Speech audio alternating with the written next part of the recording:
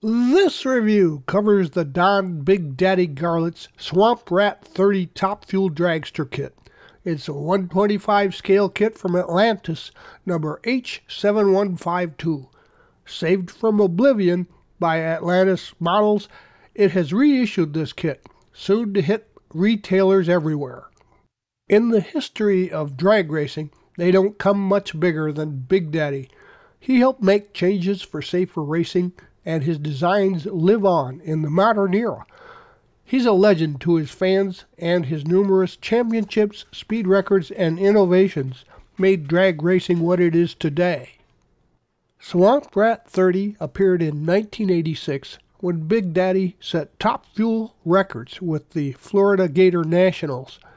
He used a new enclosed cockpit design and a 3,000 horsepower supercharged 426 Hemi to top 272 miles an hour, setting the NHRA speed record in the quarter mile.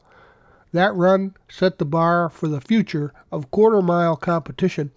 Now, Swamp Rat 30 was so groundbreaking that it was donated to the Smithsonian Museum. Now, we'll be using the original kit here for construction because the new one from Atlantis won't hit the shelves for a few weeks, but fortunately it's identical except for the fact that you'll get updated one-piece tires and fresh decals. It'll have 77 pieces molded in white, chrome, and clear with vinyl drag racing tires and nice-looking waterslide decals, and included is a replica of Don Garlits himself. The dimensions when you're done are 14 1/4 inches long, 2 3/4 inches wide, and 3 1/2 inches high. Now we'll take a look at the box art. As you see here, it's nice and crisp, and it's made in the USA. Here are the parts for the old kit. As you can see, the chrome was pretty good, and you'll get pretty much identical pieces in the new kit, except for the tires. There won't be quite as many pieces for that construction. Here are the decals. They're very colorful, and it was a snapshot in time for the Swamp Rat 30 vehicle, and as always, those cars go through many changes throughout the course of a racing season. This contains the ones that you see on the box art. To match the vehicle, the parts here on the left will be stripped and painted, and the ones on the right will either be painted or sprayed with some flat in order to make them appear more like a brushed aluminum. As you can see, many of these pieces have been pre-painted. The body was painted with the Tamiya TS14 spray, and you got flat black on your frame. Many of the other pieces are aluminum or gold. Now, one thing additionally, the engine block was assembled with the heads, and that was painted steel colored for the transmission and flat black for the block. Now, many of the locating points are pretty vague, and some of the pieces are intricate, so we're going to take you on a step-by-step tour all the way through construction. Construction starts with the fuel tank, so go ahead and assemble the two halves, and then, as you noted before, it was painted aluminum, and set that aside to dry. In the next step, we're going to remove some overflow tabs and bracing from the frame and install the fuel cell into the forward portion of the frame. Scrape some of the paint off of the top of the lower rails and a little bit off of the place where they would contact the fuel tank on the underside. Move it up towards the front and adhere that in place. The front suspension is next, and to make a note that you need to look at the spindles where the wheels will go on to make sure that they're straight. Mine had a kind of a zigzag to it, so that caused the wheels to be kind of muscled back into position later.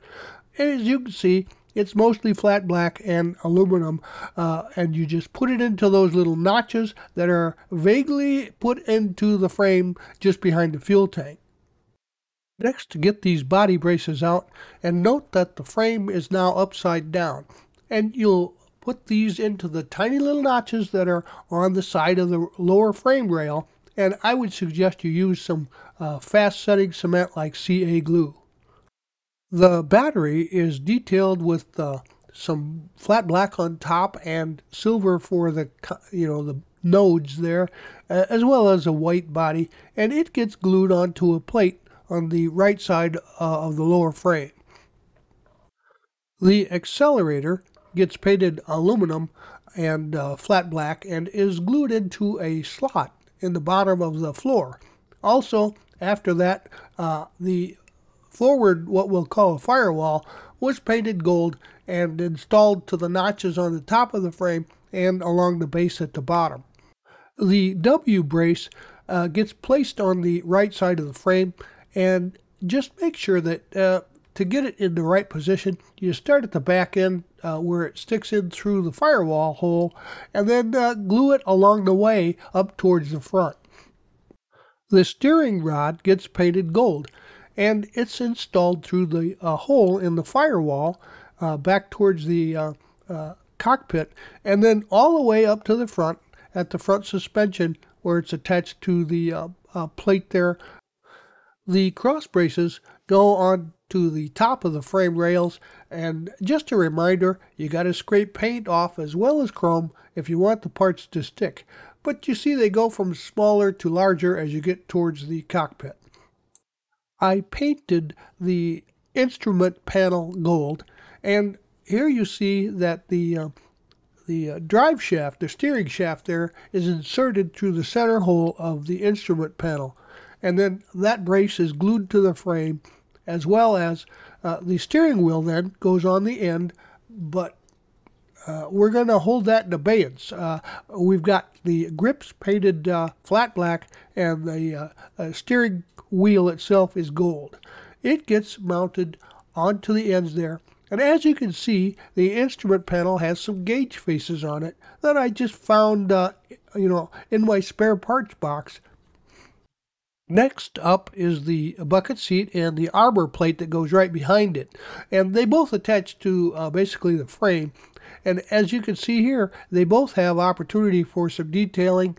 The arbor plate is kind of a steel colored, and the bucket seat has seat belts that are red and picked out with a little bit of chrome paint for the buckles.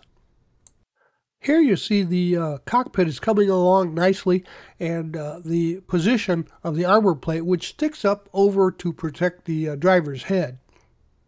The forward bottle was painted gold with some chrome trappings, and we have a reverse view here. The upper is the inside of the frame, the lower is the outside of the frame. I wasn't sure which side it went on to, as there are two receiver holes that fit those bosses on the bottle. I initially put it on the outside, later found out it doesn't fit there, it goes on the inside. So I just clipped off those bosses and glued it on the other side of that plate. So earlier I showed you that the block and the heads had been put together and painted, but if you've waited, this is how they are assembled. It's pretty nicely detailed, and you can go ahead and assemble this at this point. The blower block parts have been treated to some big black wash, and that just highlights the recesses to bring out the details.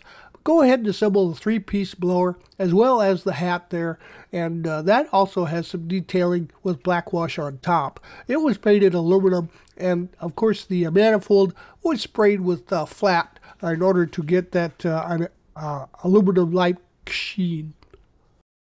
Here is what the basic motor or engine assembly is looking like, and as you can see, it's coming right along. I sprayed the valve covers with some flat clear in order to give them an aluminum look, and I also give that some black wash to bring out the details. And further, I drilled out the holes where the spark plug wires will go, as I'm going to add a pre-wired distributor and remove the distributor that you see here from the valve cover. Also, we're going to paint the belt flat black and the pulleys aluminum.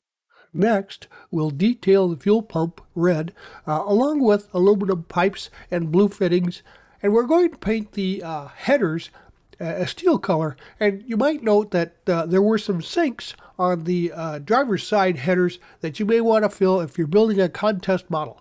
and we'll assemble those, gather those with the oil pan, which was painted flat black, and assemble those now. Here is the pre-wired distributor kit that I got, and we'll be cutting off the coil wire, that's the long one, and not using the plug boots there, that little strip that you use for those. And we're going to remove the distributor from the valve covers. Swamp Rat 30 probably used a magneto like those from XXX.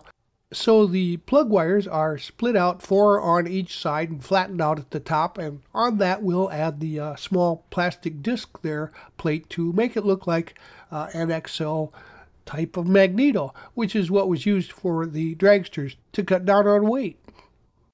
I used some super glue to cap off the wires on top of the magneto, and as you can see, it's drying here. And then we're going to show you, here is the old distributor that we'll be replacing. So here's a look at the completed engine, and you can see that the plug wires are arranged just as they would be on a real vehicle and distributed to both sides. It's a pretty nice looking motor when you get all finished with it.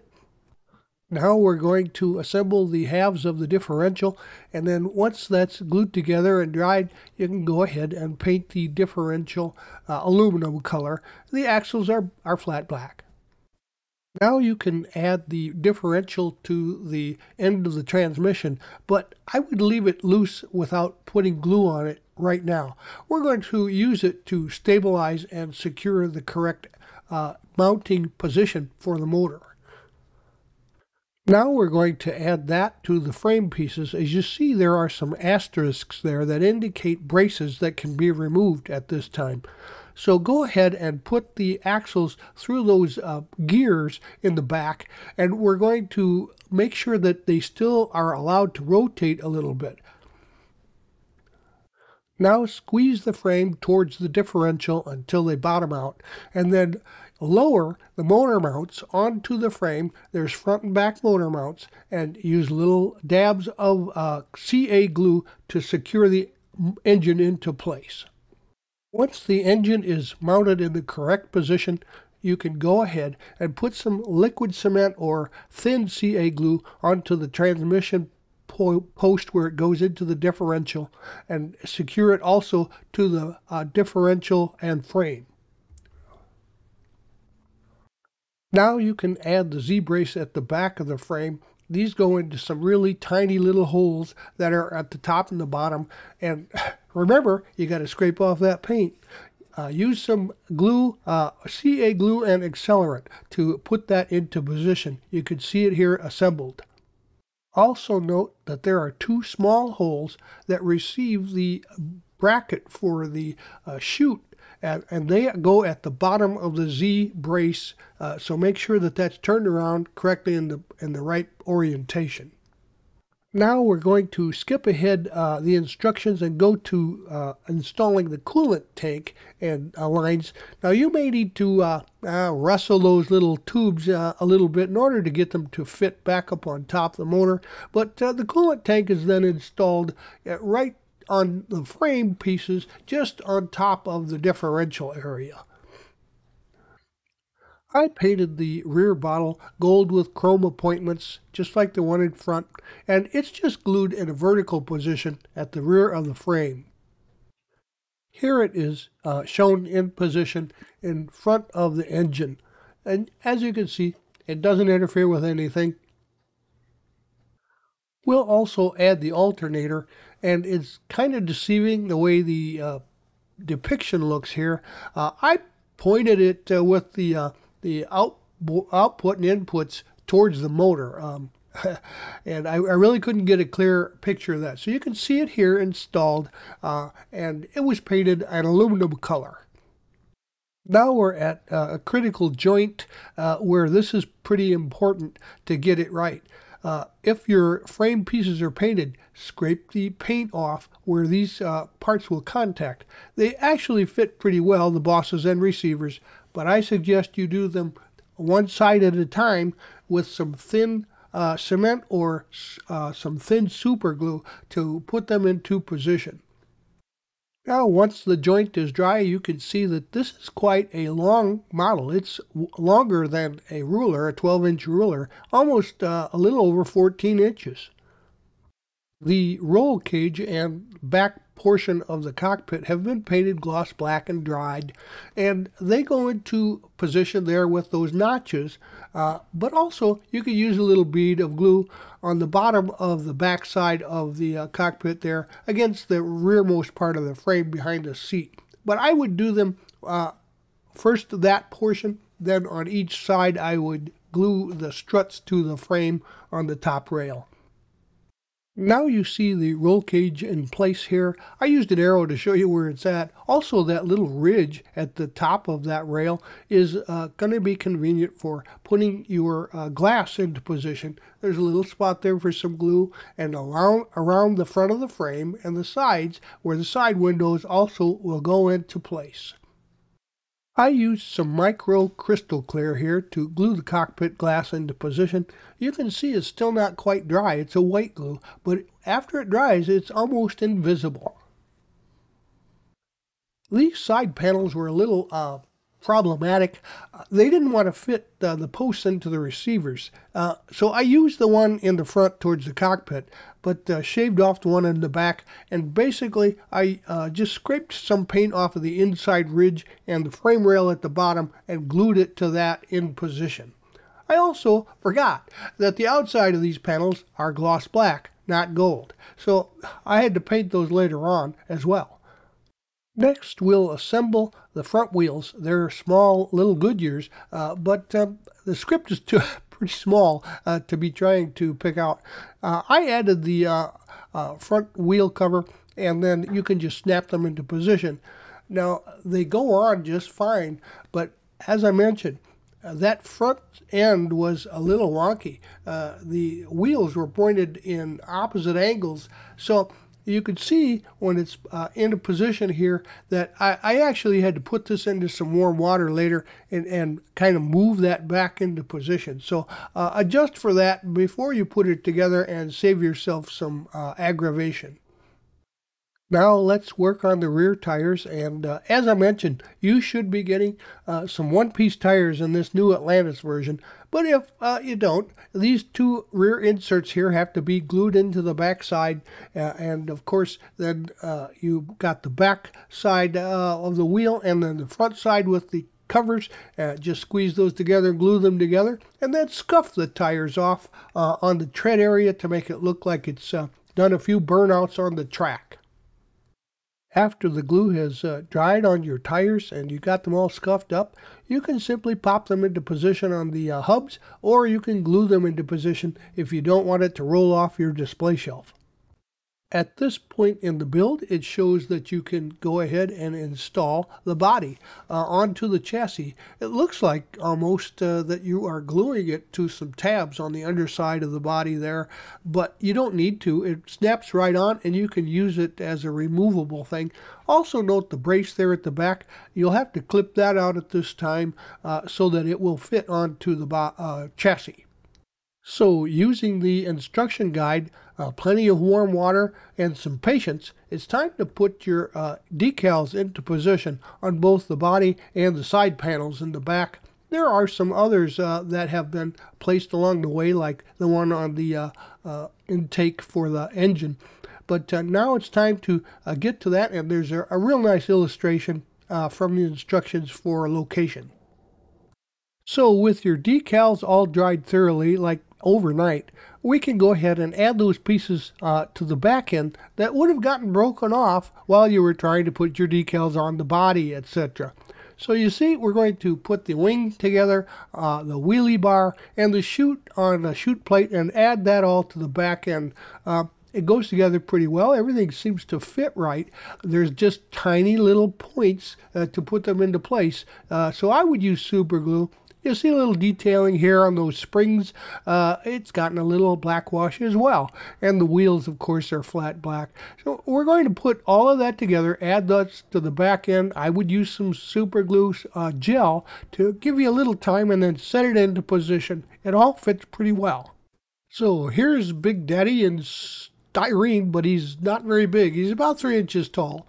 and you can do your best job at finishing him off, and he'll stand proudly next to your Swamp 30 creation. But once again, the pieces go together pretty well. You're going to have some seams to take care of, though. Well, once you're done, you can be proud of it. Now, he doesn't have a GoPro on top of his helmet there. You got to trim that little overflow off. So you see there's nothing on top of his hat, I should say. There you have it. Your model is complete. And this impressive kit turns out to be an icon of drag racing history. Once again, donated to the Smithsonian Institution for display. It's very impressive. It's got all the right appointments. It looks just great. It's a nostalgic, historical piece of drag racing history. And I have to thank Atlantis for bringing this kit back out so that we can enjoy it again with new decals, new parts, fresh plastic, and one-piece tires. So if I were you, I'd buy one and put it on my shelf. Thanks for joining us at Right On Replicas, where we're proud to bring you the best scale model kit reviews on the planet.